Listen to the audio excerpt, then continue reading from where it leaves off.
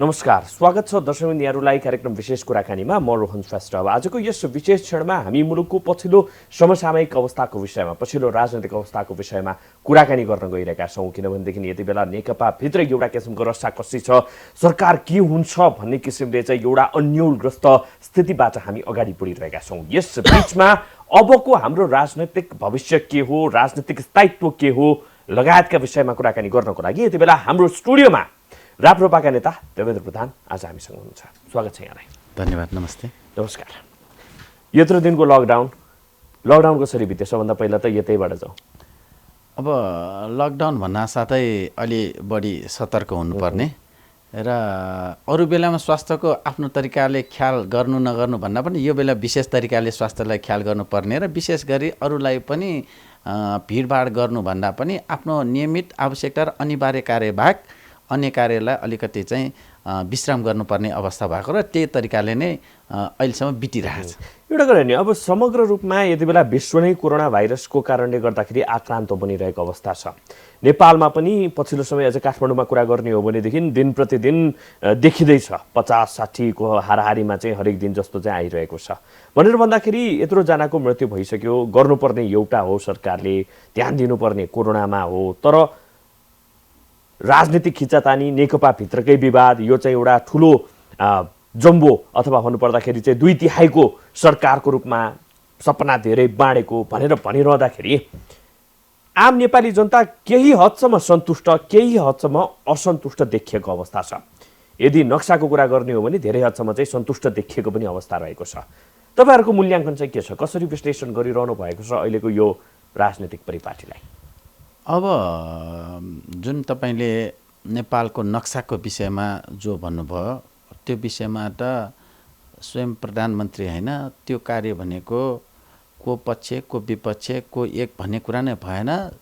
संसदमा प्रतिनिधित्व गर्न नेपाली जनताले जति पक्षलाई पठाएको त्यो सबैको एक बुलन्द आवाज तरिकाले भएको हुनाले त्यसमा श्रेय यसलाई जाने उसलाई जाने भन्ने हुँदैन। त्यो सबै श्रेय नेपाली जनताले जाने हो र त्यहाँ भएका संसदमा प्रतिनिधित्व गर्नुभएका सम्पूर्ण दल र सम्पूर्णलाई नै जाने हो।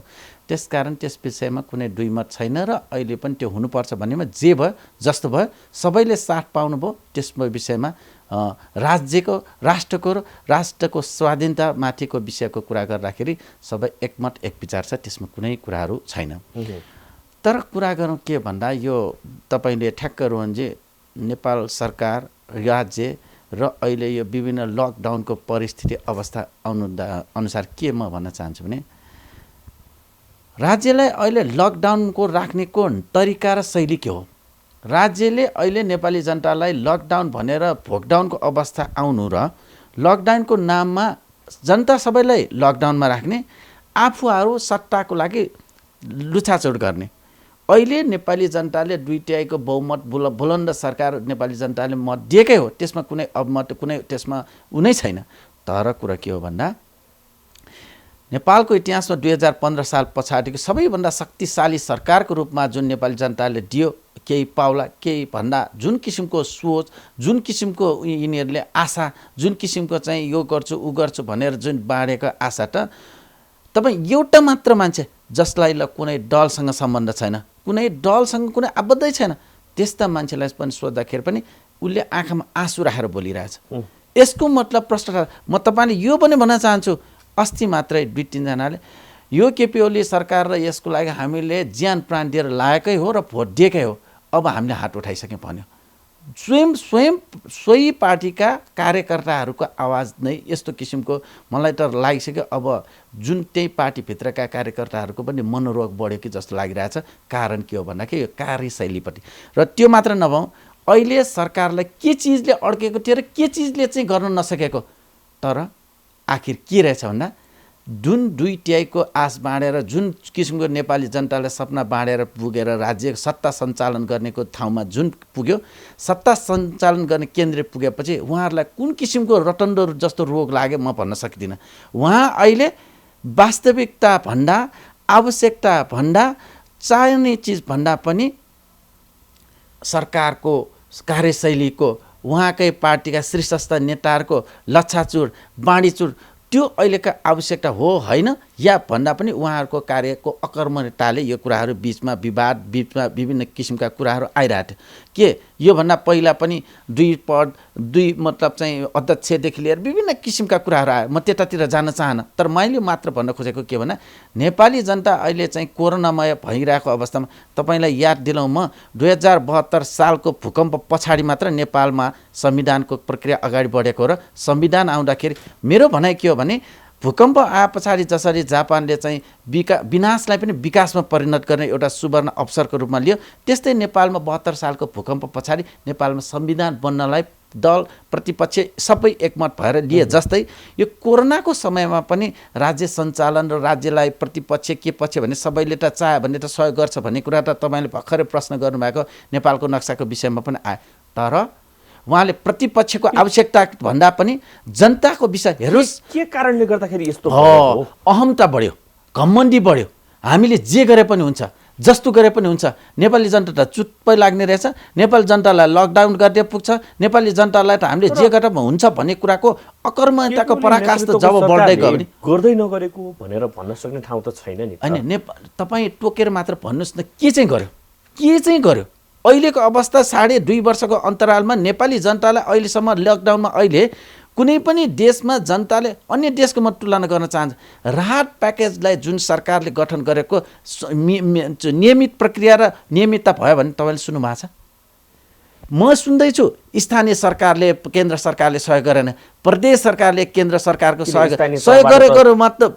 सुन्नुस् रकम उनीहरूले सोच अनुसारको सुन्नुस् न जुन बेला आवश्यक पर्ने बेलामा राहत बाँड्नु भन्दा अहिलेको आवश्यक पर्ने बेला सरकार निधाएर बसेको छ जुन बेला भन्दा अहिलेको अवस्थामा आवश्यक छ यो अहिले कोरोना पनि तपाईँले ठ्याक्क प्रसङ्गवश सरकारको विषयमा कुरा गरिराख्दाखेरि अहिले सरकार के गर्यो भने के नीति हुन्छ र के गर्यो भने के आवश्यकता हुन्छ भने त्यो बेसार पानी खानु नुन पानी खानु भनेर स्वयं प्रधानमन्त्रीले बोल्दै नि डाक्टरहरूले यो फेरि चाहिँ यो ठिक हैन भनेर स्वयं डाक्टरहरूले भनेर मैले भन्न खोजेको कुरा के हो भन्दाखेरि कुनै प्रधानमन्त्रीले कुनै स्वास्थ्य कार्यक्रममा जाँदाखेरि भन्नु उपलब्ध बेसार पानी खानु भनेर भनेको कुराले यति धेरै ठुलो इस्यु चाहिँ हामी किन बनाउँछौं भन्ने कुरा त्यो कुरा यस्तो हो ठीक भन्नुभयो स्वयं प्रधानमन्त्रीले कुनै किसिमका स्वास्थ्य कार्यकर्ताहरूको स्वास्थ्य स्वयंसेविकाहरूको कार्यक्रममा जाँदा उपयुक्त भयो बोल्नुभयो भने त्यसमा कुनै छैन तर आवश्यकता देशले जनताले खोजेको भोग जनताले खोजेको लकडाउनमा आवश्यकता भन्दा आफ्नो जनतालाई सुरक्षित बस्नको लागि अनुरोध गर्नु अपिल गर्नु संसदबाट चाहिँ त्यसरी जानु त्यो गलत पनि त नहोला नि खाली हामी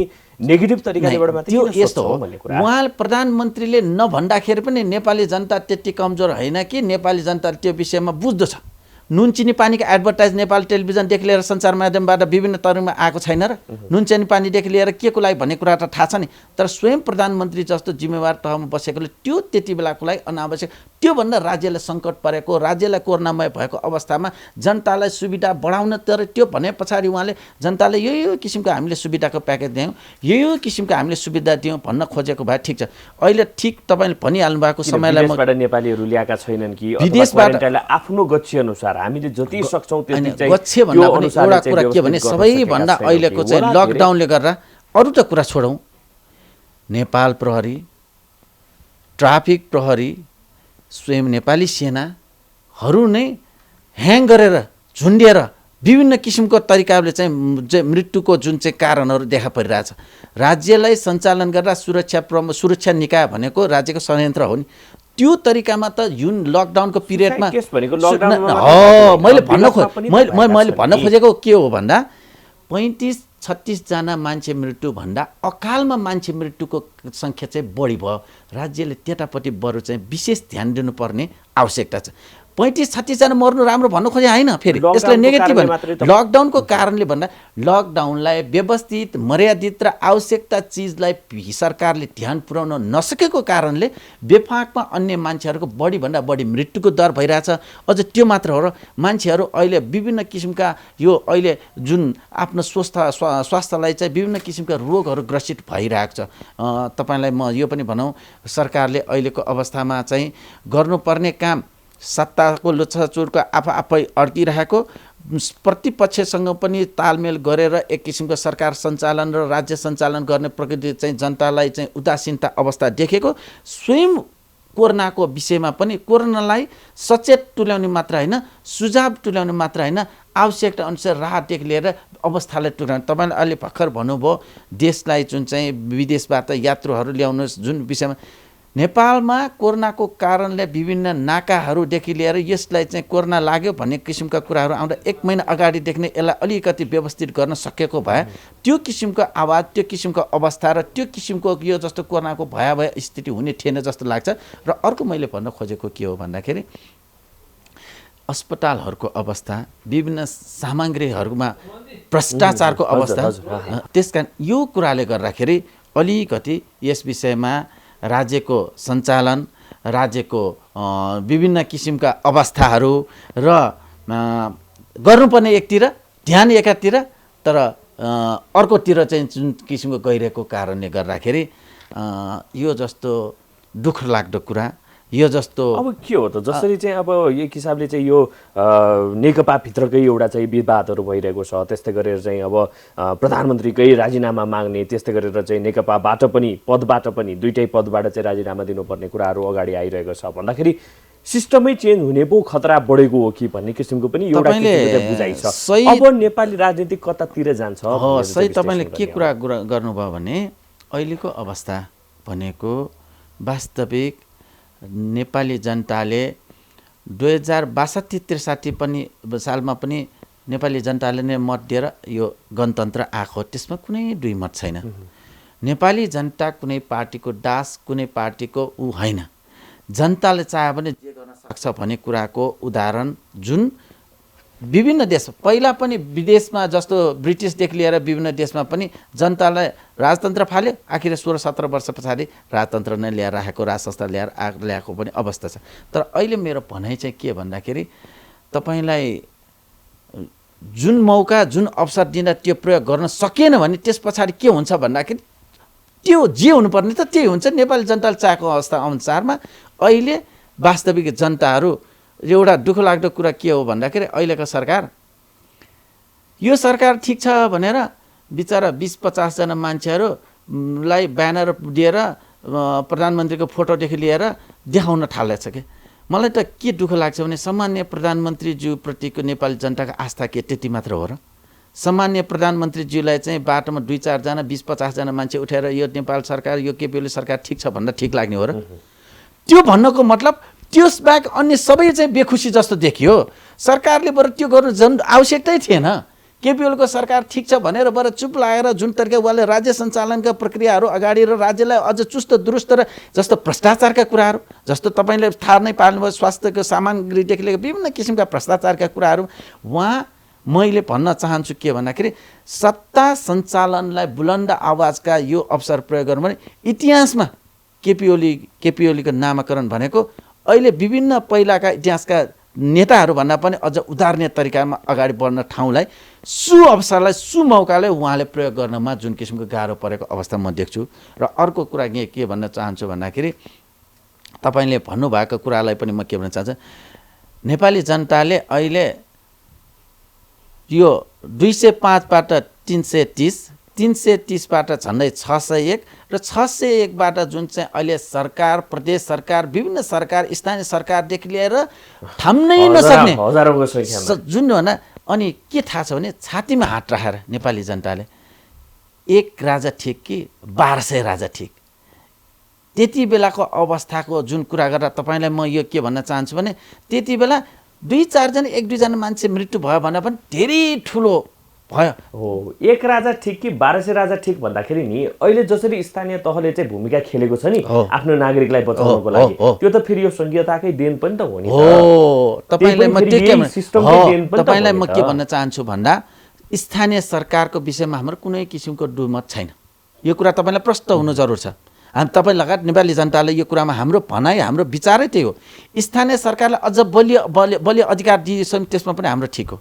तर अहिले प्रदेश सरकारको नाउँमा अरे बाबा उहाँहरूको नीति नियम ऐन 5 वर्षमा पनि बने भर्खर उहाँहरूको प्रदेशको नामाकरण के गर्ने भन्ने कुरा टुङ्गिया छैन, बुटोल गर्ने कि चाहिँ कहाँ गर्ने भन्ने कुरा, राजधानी राख्ने कुरा टुङ्गिया छैन। 5 वर्षमा नामाकरण गर्ने र नीति नियम बनाउँदै जाने हो भने नेपालको बजेट त्यति मात्र तयार गर्ने हो भने के प्रदेश सरकार आवश्यकता छ र? हो, राप्रपाको सोच, हामी सबैको सोच त्यो हो। त्यसकारण अहिले बनिरहेको सरकारको तालमेलै छैन। यो सिस्टम फेल भएकै हो। यो सिस्टम नेपाल जनताले मूल्याङ्कन गरिसकेको। म तपाईँलाई रोहनजी यो भन्न नपरोस्, यो भन्न आवश्यकता पनि देखेको छ। 20-50 जना मान्छेले अहिले जुन किसिमको चाहिँ केपी ओली सरकार ठिक भन्नुभन्दा महासागर ओर्लिएर चाहिँ यो सरकार होइन यो संस्था नै फेरि बेठिक भन्ने अवस्था आयो भने त्यति बेलाको अवस्था के भनेर टोकिराख्नु, भनिराख्नु, बोलिराख्नु जरुर छ जस्तो लाग्दैन। तस्बिर आफै बोल्छ, माहौल आफै बोल्छ। नेपाल जनताको इच्छा त्यसै प्रस्तुत हुन्छ र नेपाल जनताले खोजेको बेलाको धेरै किसिमको अपर्च्युनिटीलाई प्रयोग गर्न नजानेको खण्डमा निस्किने जुन किसिमको कालो बादल पछाडि सेतो आकाश निस्किने अवस्थाको रूपमा अहिलेको चाहिँ देखिरहेको गतिविधिलाई म निहाल्न चाहन्छु र त्यो अहिले भइरहेको जस्तो देख्छु। अब के राजतन्त्र फर्किने नै हो? अवश्य। तपाईँले यही गतिविधि र यही शैली नेपाल जनतालाई ठान्न सक्दैन। अहिलेको मूल्याङ्कन पनि नेपाल जनताले देखिसक्यो। त्यो के तपाईँ के हो भन्न सकिँदैन। नेपाल जनता त्यति कमजोर छैन के।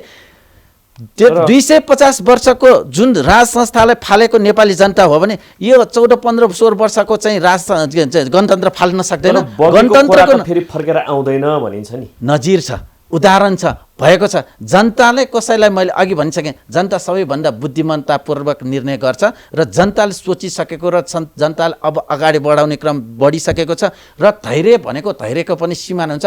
धैर्य नेपाली जनताको धैर्यतालाई कमजोरको रूपमा नलिन पनि सबैलाई म आग्रह पनि गर्न चाहन्छु। र भनाइको मतलब के हो भन्दाखेरि तपाईँले जे माग्यो नि त्यही दिए, तपाईँले जे खोजेको त्यही दियो, तर त्यो पनि तपाईँले केही पनि गर्न सकेन भने त्यस पछाडिको विकल्प के हो भनेको संहिता लगायतको यो नयाँ कुराहरू त हाम्रो यो नयाँ प्र्याक्टिस हो। नयाँ प्र्याक्टिस भन्नेमा सुन्नुहोस् न, तपाईँलाई सुन्नुहोस् न, हुने बिरुवाको चिलोपात भने चाहिँ कुनै एउटा राम्रो पढ्ने विद्यार्थीलाई नि तपाईँ 2-4 दिन 1 हप्तामा स्कुलमा जान थाल्दाखेरि त्यसको शैली थाहा हुन्छ कि यो बच्चा त राम्रो पढ्ने रहेछ। कुनै एउटा स्कुलबाट अर्को स्कुलमा स्थानान्तरण भएर गएकै तापनि त्यो बच्चाले पढ्न थाले, त्यो स्टुडेन्टले पढ्न थालेको गतिविधिले थाहा हुन्छ ओहो यो बच्चा त साँच्चै पढ्ने रहेछ, यो मेहनती रहेछ, यसलाई चाहिँ के गरौँ भन्ने जुन किसिम बुझ्छ हो। त्यसकारण मैले हुने बिरुवाको चिलोपात यस अर्थमा भन्न खोजेको हो कि सुरुवात दिनदेखि नै जुन किसिमका किचिङ्गल, जुन किसिमका लफडा नेपाली जनताले यत्रो किसिमको चाहिँ दुईट्याइको बलियो सरकार बनाएर सहयोग गरेको मूल्याङ्कन भएन, अवस्था भएन। के नेपाली जनताले खोजेको यो हो?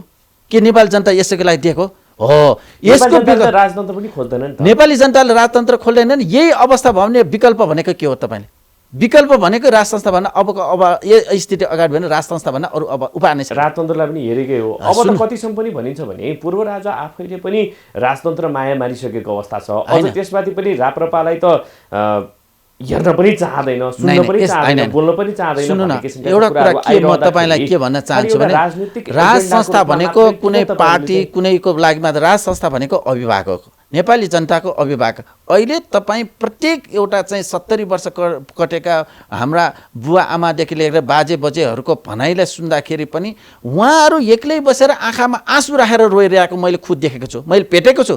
पर राजा ठिक, राजा कसरी आउँछ, राजा आएन भनेर मठ मन्दिरमा ढोकिराख्न मैले देखेको छु। त्यसको भनाइ युवाको ठिक भन्नुभयो, यो देश सञ्चालन गर्न नि म त्यही तपाईँले ठिक यही क्वेसन होस् भन्न चाहन्थेँ कि विदेशमा क्यानाडामा 39 वर्षको प्रधानमन्त्री बन्न मिल्ने, निदरल्यान्डमा 34 वर्षको प्रधानमन्त्री बन्न मिल्ने, यो देशमा बुढाहरू मात्र चाहिँ राज्य सञ्चालन गर्नुपर्ने यो देशमा चाहिँ युवाहरू छैन र?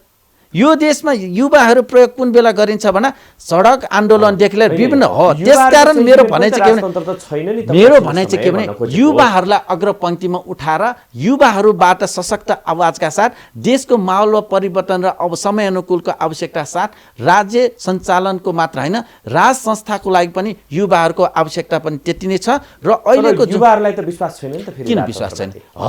यो कुनै पनि पार्टीमा अहिले राज्यमा युवाहरूलाई प्रयोग गर्ने शैलीको उपजको रूपमा अबको अगाडिको दिनमा त्यसरी लिनुपर्ने समयको माग हो।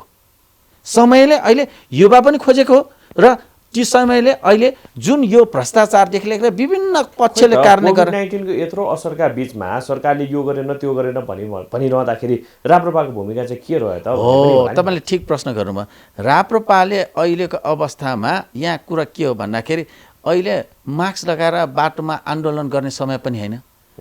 मास्क लगाएर 2-4 ठाउँमा चाहिँ यो राज संस्था ठिक हो भन्नु आवश्यकता पनि होइन। र अहिले राप्रपाले मुख्य गरी के हो भन्दाखेरि कोभिड-19 को अवस्थामा राज्यले हेर्ने दृष्टिकोणमा चाहिँ सचेत र नागरिकलाई शान्ति सुरक्षादेखि लिएर खबरदारी हामीले ठाउँ ठाउँमा विभिन्न ठाउँमा मिलेर समयानुकूल नेपालको परिस्थिति अनुसारमा नीति नियमलाई पनि पालना गरेका छौँ। हामीले कहिले भक्तपुर, कहिले चाहिँ पाटन, कहिले चाहिँ पोखरा, कहिले चाहिँ झापा गरेर हामीले समयानुकूल, र त्यो पनि ठुलो जट्ठा होइन आवश्यकता, किनभने अहिलेको लागि आन्दोलन अहिलेको लागि चाहिँ कोभिड-19 गर्न त्यो अवस्था हामीले पक्कै गर्न खोजे होइन।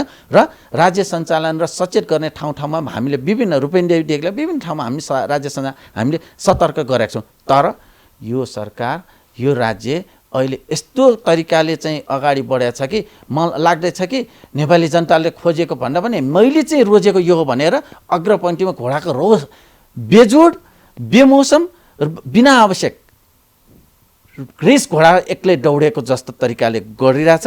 त्यसकारण नेपाली जनताहरू, मैले अघि पनि तपाईँले भने र कार्यक्रममा मलाई यो पनि एउटा कुराहरू म आफै पनि यातायात पार्टीमा चाहिँ यातायात विभाग पनि मैले चाहिँ हेर्ने कारणले गर्दाखेरि म के भन्न चाहन्छु भन्दा, मलाई दुःखका साथ के भन्न चाहन्छु भन्दाखेरि राम्रोलाई राम्रोमा हामी भन्छौँ। जस्तो वसन्त नेङमाङ जुन यातायात भौतिक तथा पूर्वाधार मन्त्री आउनुभयो, उहाँले गरेको कार्यको केही कुराहरू हामीले काठमाडौँका केही गरेर लकडाउनलाई पनि उहाँले सदुपयोग गरेर काठमाडौँका चिल्ला बाटाहरू बनाउनेमा उहाँको जुन किसिमको भूमिका देख्यौँ, हामी उहाँलाई त्यसलाई सम्मान गर्छौँ। तर अब अन्य कार्यहरूको जुन चाहिँ मैले भन्न के खोजेको भन्दाखेरि जनताको अवस्था के छ, यातायात व्यवसायको अवस्था के छ, परिस्थिति के छ, किस किसिमको समस्याहरू अगाडि बढिरहेछ भन्ने कुरामा राज्यले जुन सहकार्य गृह कार्य जुन किसिमको गर्ने कार्यमा तपाईँको रातो नम्बर प्लेटलाई कोरोना नसर्ने, कालो प्लेटलाई चाहिँ कोरोना सर्ने, जोरलाई पर्ने सर्ने, बिजोरलाई नसर्ने भने जस्तो र जुन अर्थतन्त्रलाई मोबिलाइज गर्नको लागि अर्थतन्त्रलाई मोबिलाइज भन्दाखेरि तपाईँ सुन्नुहोस् न, तपाईँ 30 दिनको लागि भनेर 365 दिन भनेर 12 महिनाको किस्ता भनेर चाहिँ सरकारले चाहिँ कर दिने बेलामा चाहिँ व्यापक मात्रामा लिने, अनि अहिलेको अवस्था ब्याङ्कको उल्लेखनीय ब्याङ्कहरूमा सहकार्य गर्नुपर्ने, यातायात व्यवसायको मागहरूलाई विचार गर्नुपर्ने, त्यो मात्र नभइकन यातायात सञ्चालनको तरिकाहरूलाई अब राज्यले यो किसिमको सुविधा दिएर यातायात सञ्चालन तपाईँले चाहिँ जुन कालो नम्बर प्लेट र रातो नम्बर प्लेटको कुरा गर्नुभयो नि होइन, रातो नम्बर प्लेटको चाहिँ के भने एउटा परिवारभित्र चाहिँ सीमित हुन्छ भन्ने किसिमको चाहिँ एउटा माइन्डसेट हो। तर कालो नम्बर प्लेट भनेको त भोलि गएर हामीले म तपाईँले त्यही भन्दैछु, सुन्नु न, मैले त फेरि यो कोरोनाको तपाईँलाई मैले त्यही भन्न खोजेँ, त्यो सरकारले विधि र प्रक्रिया हावा र हचुवाको भरमा प्रयोग गर्नु भएन।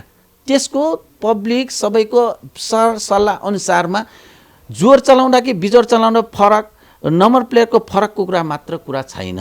त्यसले राज्यले यति हामी चाहिँ बर यसरी सुविधा दिन्छौँ, सबैले सेनिटाइजर, सबैले मास्क मात्र होइन अझ आवश्यक परेको विभिन्न किसिमको यसरी सुविधा गर्छु भन्नेदेखि लिएर सुन्नु न, नेपालको मैले भन्न खोजेँ सुन्नुहोस्, सबभन्दा पहिला के हो भन्दा म यसैमा तपाईँलाई ध्यान आकर्षण के गर्न चाहन्छु भने सरकारले चाह्यो भने बिना हामी यो गर्छौँ, तपाईँले पनि आफ्नो छातीमा हात राखेर हामीलाई यसरी सहयोग र साथ दिनुहोस् भनेर राज्यको नीति र सिद्धान्त राम्रो भयो भने अहिलेको अवस्थामा पनि सरकारले दिएकै मात्र राहत मात्र लिएर जनताहरू बसेका छैन।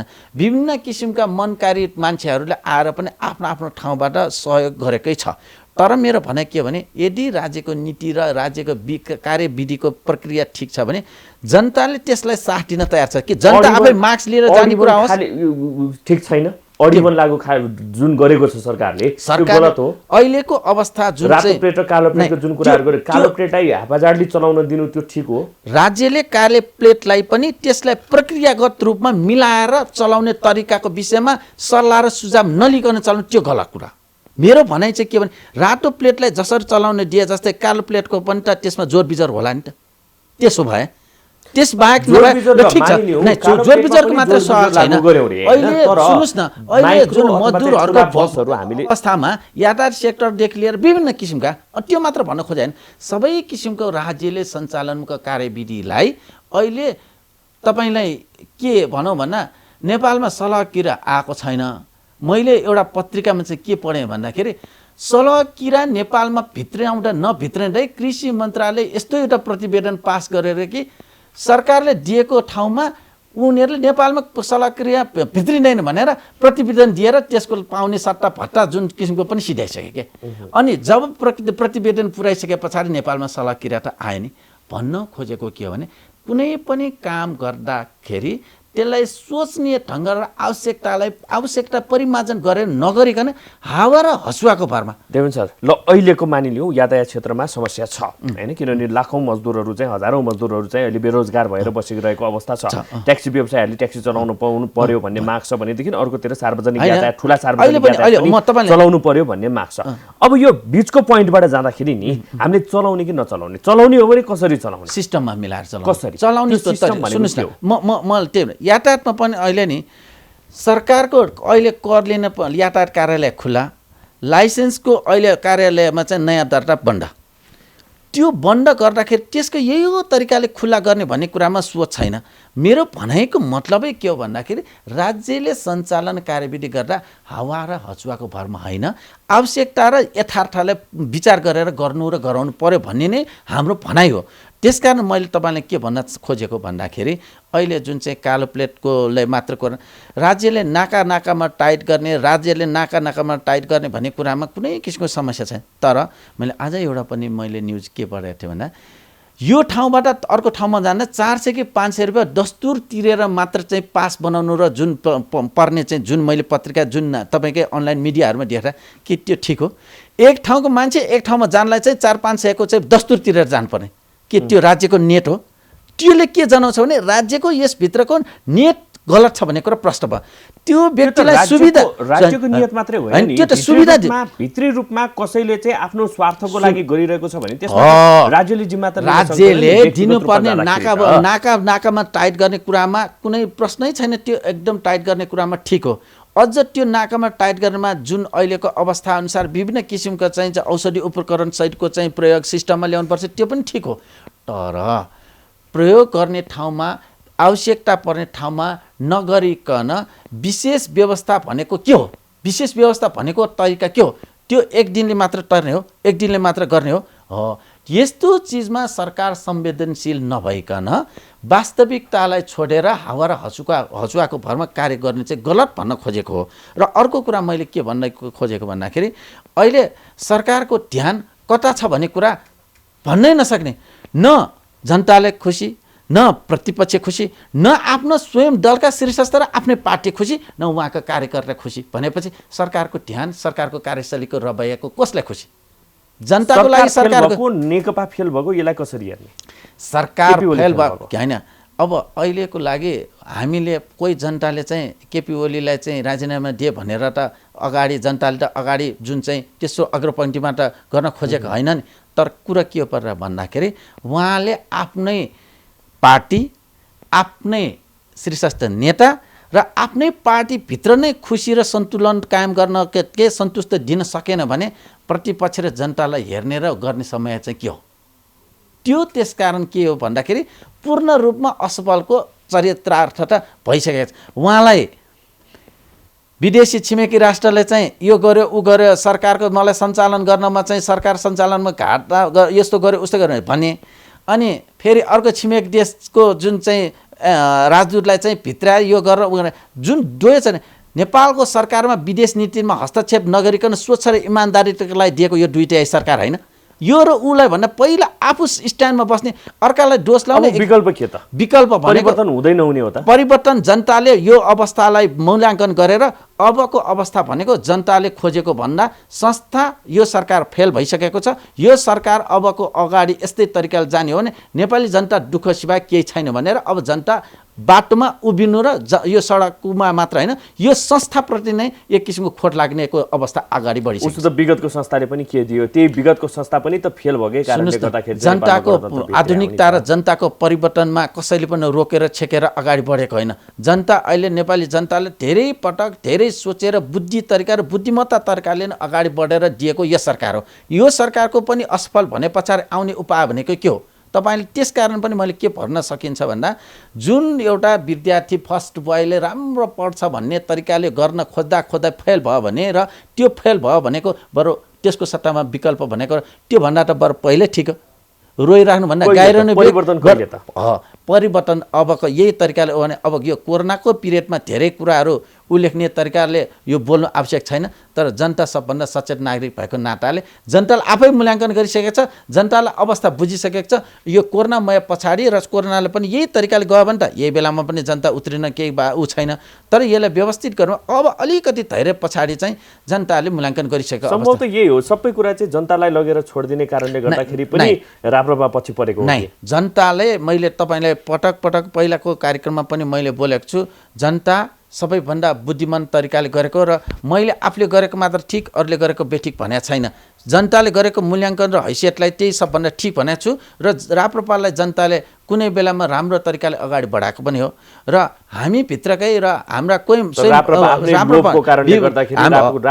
राप्रपा आफै पनि केही झर्सम्म फुटेको कारणले नेपाली जनताले यसपटक अलि तपाईँहरू सोच्नुहोस् भनेर हामीलाई अलि मत कम दिएकै हो। तर अब हाम्रो पार्टी पनि एकीकरण भइसकेको र अहिलेको अवस्थालाई पनि मूल्याङ्कन गर्दाखेरि त अब अन्य त छँदै छैन। मैले खुद नेपाली जनताले भने चाहिँ मैले अघि पनि कोट्याएर भनिसकेको छु। पूर्व राजा आफैले विश्वास गरेको छैन राप्रपालाई पूर्व राजाले विश्वास भन्न खोजेको होइन, हामीले मात्र अभिभावक खोजेको र राज संस्था खोजेको र राजाले टोकेर राप्रपा ठिक भन्ने होइन, राजाले नेपाली जनता ठिक भन्ने हो।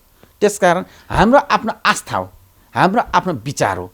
त्यसकारण को ठिक को बेठिक भन्दा पनि समयको माग के हो र त्यो संसार हामी चाहिँ अगाडि बढ्नुपर्छ भनेर समयको माग राप्रपा चाहिएको छैन। राजालाई राप्रपा लगाएर सबै चाहिएको छ। राजा अभिभावक रूपमा अब आखिर तपाईँले पनि देखिहाल्नुभयो, राजा नारायण जुन चाहिँ नारायणतीबाट जुन चाहिँ हट्दाखेरि र केही छिन विश्राम लिँदाखेरि नारायणती लगायतका जुन ठाउँमा कस्तो अवस्था आयो भनेर अब नारायणती सफा गरेर नारायणतीमा चाहिँ राजा ल्याएर राख्नुपर्ने अवस्था चाहिँ देखेको यो एक किसिमको यो कहिलेकाहीँ के हुन्छ भन्दाखेरि तपाईँले थाहा छ नि, कुनै टुर्नामेन्ट कुनै फुटबल हुँदाखेरि चाहिँ अर्काले गोल गरिदिएर हार्ने होइन कि आफ्नै पक्षले पनि बल फुस्केपछि पनि गोल भएको हारेको छ नि, हो यो लक्षण हो केपी ओलीको सरकार। अरूले हट भनेर होइन कि आफ्नै अकर्मताले हट्नु पनि केपी ओलीको सरकार अहिले त्यसरी मूल्याङ्कन भइरहेछ। मैले तपाईँलाई उदाहरण दिएको बुझ्नुभयो नि। त्यसकारण नेपाली जनताले केही पनि नभनिकन धैर्यतापूर्वक र राम्रो तरिकाले दिएको मतलाई सदुपयोग गर्न सक्दा तपाईँले देखिहाल्नुभयो छिनमा राष्ट्रपति जस्तोमा अध्यादेश छिनमा आउने स्वयं यो मेरो भनाइ होइन, स्वयं त्यही उहाँकै पार्टीको शीर्षस्थ नेताहरूले छिनमा अध्यादेश आउने, छिनमा पार्टी फुट्ने र फुटाउनेको लागि जुन तयारी हुने विभिन्न तपाईँ जस्तै सञ्चार माध्यमबाट आएको न्युजले नै नेपाली जनतालाई एकदम पुग्दो भइसकेको छ। अब पर्खेर हेरेको होइन धैर्यताको पराकाष्ठ भएको भन्ने अवस्था आइसकेको छ। कहिले परिवर्तन होला त? यही वर्ष होइन, समय छिटो आउँदैछ, समय टोकिन हालौँ। धैर्य गर्न सबभन्दा धैर्यताको पनि पराकाष्ठ भइसकेको छ। तर धैर्यको मतलब 62-63 देखि आज 75-76-77 सम्म आइपुग्दाखेरि पनि राप्रपाले डेट चाहिँ फिक्स गर्न सकेका छैन। एउटा कुरा के भने पार्टीले फिक्स गर्ने होइन, यो त जनताले फिक्स गर्ने कुरा हो, पार्टीले फिक्स गर्ने होइन। त्यसकारण मेरो भनाइ चाहिँ के भने पार्टी भनेको एउटा अगुवाईको रूपमा अगाडि बढ्ने कार्य हो। के पनि देखाउँछ भने जनता आफै नै योबाट चाहिँ टाढा गइसकेका छन्। नै जनता आफै होइन, जनताले सोचिसकेको अवस्था छ। तपाईँले एउटा खुला मैले अघि तपाईँले भने त्यो जनता नेकपा पनि होइन, त्यो जनता नेपाली काङ्ग्रेस पनि होइन, त्यो जनता राप्रपा पनि होइन। तर इच्छा र सोच हिसाबमा त्यो जनताले बुझ्नुहोस्, त्यो जनताको भनाइ भनेको हामी सबैको भनाइ हो। त्यसकारण त्यो भनाइ भनेको विकल्पको लागि विकल्प भनेको त्यही हो। हजुर देवेन्द्र सर धेरै धेरै धन्यवाद, हाम्रो स्टुडियोमा आइदिनु भयो, आफ्ना विचारहरू राखिदिनु भयो, यहाँलाई धेरै धेरै धन्यवाद। रोहनजी तपाईँ लगायत यो प्राइम टिभी र सम्पूर्ण युनिटलाई पनि मेरा कुराहरू केही भन्ने नेपाली जनतासम्म पुग्ने र पुर्याउनेमा मद्दत गरिदिनु भएकोमा तपाईँ र सम्पूर्ण टिमलाई नै धन्यवाद। दर्शक यहाँलाई पनि धेरै धेरै धन्यवाद। आज हामीलाई साथ दिनुभएकोमा हेर्दै रहनुहोला प्राइम टाइम्स टेलिभिजन। नमस्कार।